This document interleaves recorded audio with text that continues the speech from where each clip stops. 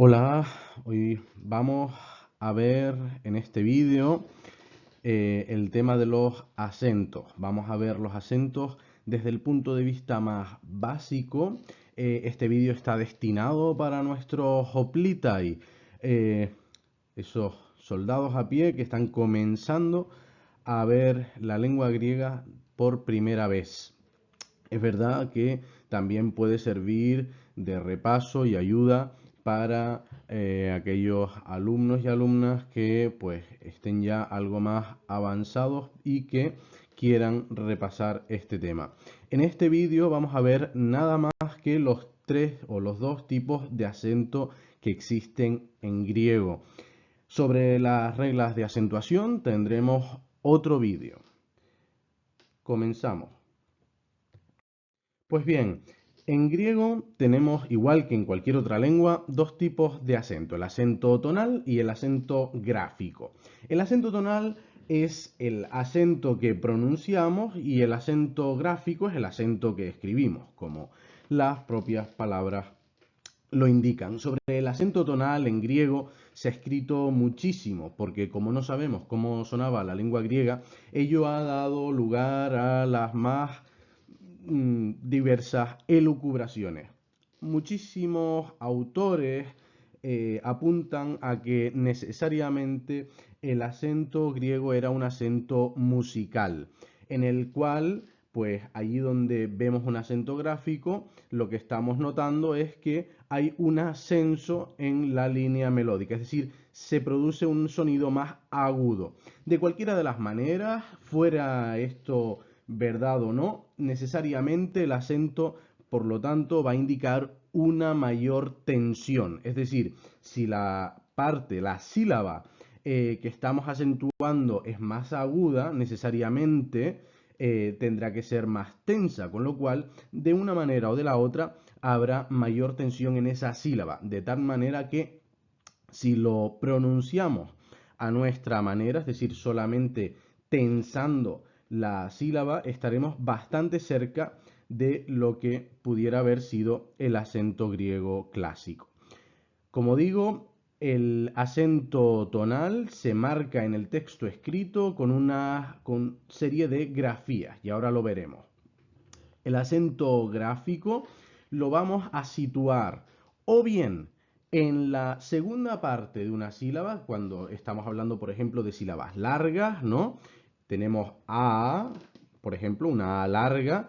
La segunda parte, pues será A, y la primera parte de la sílaba acentuada sería A, ¿vale? Veremos ahora cómo realizamos la grafía para estos dos tipos de acento.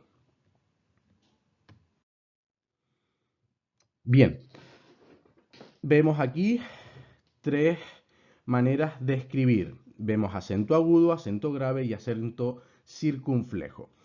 El acento grave, que es el segundo que ven ustedes ahí, no es otra cosa sino una variante gráfica del acento agudo. Y lo explico. El acento agudo va a indicar siempre que hay fuerza de voz en esa sílaba. Si la sílaba es breve, pues será directamente en esa sílaba. Y si la sílaba es larga, pues indicará que estamos acentuando la segunda parte de la sílaba. Por ejemplo, en CA no es CA, sino CAA, ¿vale? Lo digo para exagerarlo un poco, que veamos que es la segunda parte de la sílaba la que está acentuada por ser larga. Bien, eh, en cuanto al acento grave, como ven ustedes aquí, es una, como digo, es una realización del acento agudo, es decir, indica también que la parte que estamos acentuando es la segunda parte de la sílaba y sencillamente lo escribimos así para indicar que la frase continúa. Es decir, escribimos acento agudo para indicar fuerza de voz en la última parte de la sílaba en una palabra que es final de frase, digamos final de frase o que la palabra esté sola. Si ustedes miran su diccionario verán que todas las palabras que tienen acento agudo en la última nunca lo llevan grave, ¿vale? Porque indica sencillamente el acento grave, un acento agudo, lo mismo, pero en una palabra que no está en final de frase, es decir, que está a principio o en interior de frase. Por último tenemos el acento circunflejo. El acento circunflejo nos va a indicar que estamos acentuando la fuerza o estamos poniendo la fuerza de voz, estamos acentuando la primera parte de la sílaba, con lo cual el acento circunflejo solo nos aparecerá en las sílabas largas, porque la primera parte de la sílaba lo que nos está indicando es que hay un acento en la primera parte de la sílaba. Recapitulamos entonces. Tenemos acento agudo y grave para la última parte de una sílaba cuando la sílaba es larga o directamente indicando que esa es la sílaba acentuada cuando es una sílaba breve. Y por otro lado, el acento circunflejo nos va a indicar la acentuación de una sílaba larga en su primera parte. Bien, veamos esto en un ejemplo. Hemos puesto aquí el primer verso de la Ilíada. Menin, Aide, Cea, Pleiadeo, Agileos. Si nos fijamos, Menin tiene acento sobre la eta, que ustedes ven que es una, ya lo saben, es una vocal larga, y tiene ese acento circunflejo encima, indicándonos que de las dos E que son la eta, la primera parte es la que está acentuada. Menin, no meenin, sino menin. Menin, aide, ca. Vemos aquí otra vez el acento grave sobre ca, que nos está indicando que tiene ese acento en su última parte, en su última sílaba, pero la palabra está dentro de la frase, no es en la última palabra de la frase. No hay pausa después de esa palabra, sino que la frase o el discurso continúa. Veamos ahora qué sucede cuando acentuamos o cuando escribimos el acento gráfico sobre los diptongos. Los diptongos siempre están compuestos por una vocal fuerte y otra débil. La vocal fuerte es la que siempre va a llevar el acento tonal. No obstante, es la vocal débil la que va a llevar el acento gráfico. Veamos ejemplos de esto. Kai, lo pronunciamos Kai. No obstante, escribimos el acento sobre la I. Lo ven aquí. O bien, por ejemplo, en este caso, un acento agudo porque estamos indicando que es final de frase o que la palabra está sola. O bien grave, que es la realización del acento agudo cuando sigue otra palabra después, detrás, ¿verdad? Entonces aquí lo tenemos, Kai en sus dos variantes, agudo o grave, que es lo mismo, pero siempre el acento lo vamos a escribir sobre la I, pero vamos a pronunciarlo sobre la A. Lo mismo sucede, por ejemplo, con feugo.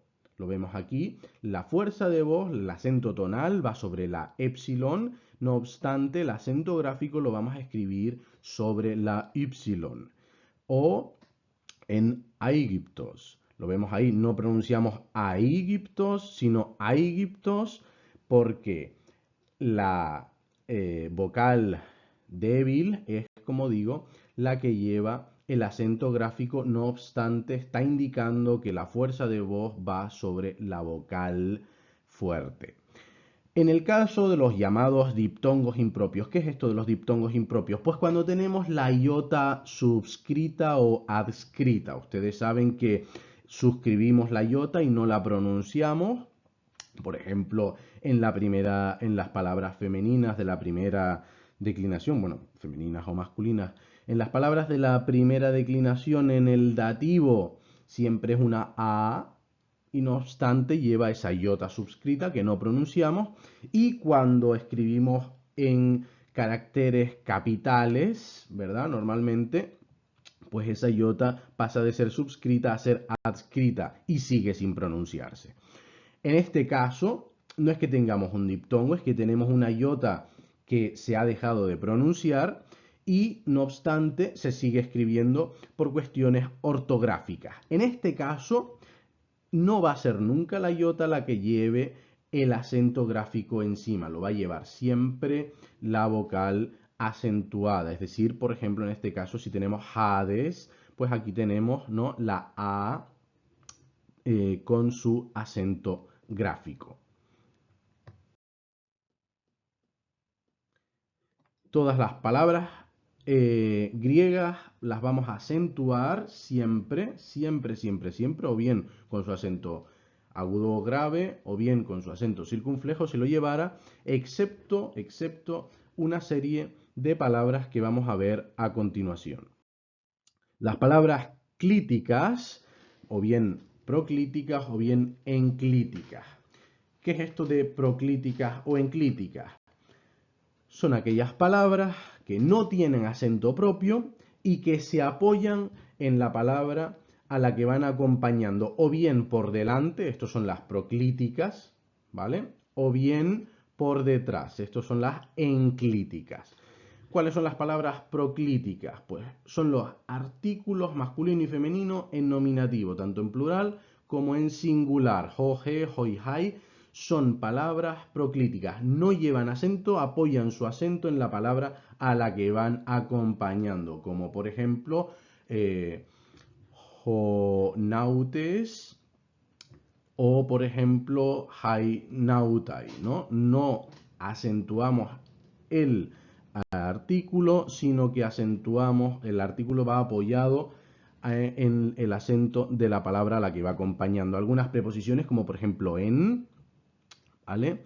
También las conjunciones ei y hos y también la negación uk, ¿vale? Todas estas palabras apoyan su acento en la palabra a la que van acompañando, y las enclíticas son aquellas palabras que van por detrás y que tampoco llevan acento, sino que se apoyan en la fuerza de voz que ya hemos ejecutado en la palabra que va delante. Estos son, por ejemplo, el pronombre posesivo mu y el indefinido tis y todas sus realizaciones, así como los verbos eimi y femi, y también partículas ye o ge, te, toi y per. Como decíamos, las palabras enclíticas apoyan su acento en la palabra que les precede. No obstante, hay una regla que llamamos la regla de la antepenúltima, que nos indica que una palabra en griego nunca puede llevar la fuerza de voz en la sílaba, en alguna sílaba antes de la antepenúltima sílaba. Es decir, que ninguna palabra en griego debería ser sobresdrújula. No obstante, si tenemos una palabra enclítica después de una palabra esdrújula, estamos convirtiendo, por lo tanto, esa palabra en una palabra sobresdrújula. ¿Qué es lo que sucede en este caso entonces? Pues que vamos a necesitar un acento de apoyo. Veámoslo en los siguientes ejemplos. Tenemos la palabra esdrújula anthropos, y si tenemos después una palabra enclítica como por ejemplo tis, que significa un, cualquier, pues necesariamente deberemos apoyarnos en un segundo acento. De anthropos y tis tendremos anthropostis. Lo mismo sucede con el acento en la primera parte de una sílaba. Paides. Aquí ya tenemos 1, 2 y 3, ¿no? Si tenemos una sílaba larga, que serían 2, más otra sílaba, tendríamos 3 ya, y pues necesariamente necesitaríamos ese acento de apoyo. Paidestines, paidestines. Lo mismo sucede con la palabra esdrújula polemon, y si tenemos pues cualquier enclítico detrás, como en este caso la partícula T, pues necesitaremos ese acento de apoyo. Polemonte pefeugontes, o aquí vemos otra vez con la misma palabra T, ¿no? Y el fenómeno que nos sucedía en el segundo ejemplo, ¿no? Tenemos una palabra que tiene dos más 1, ¿verdad? Gaia necesariamente necesitará su acento de apoyo. Gaiante, kai uranon, en este caso. Pues bien, esto ha sido los acentos griegos, hoitonoi. Veremos, como digo, en otro vídeo cuáles son las reglas de acentuación que ya una de ellas la hemos introducido, esa ley de la antepenúltima, pero veremos, como digo, en un vídeo posterior cuáles son todas las reglas de acentuación en griego.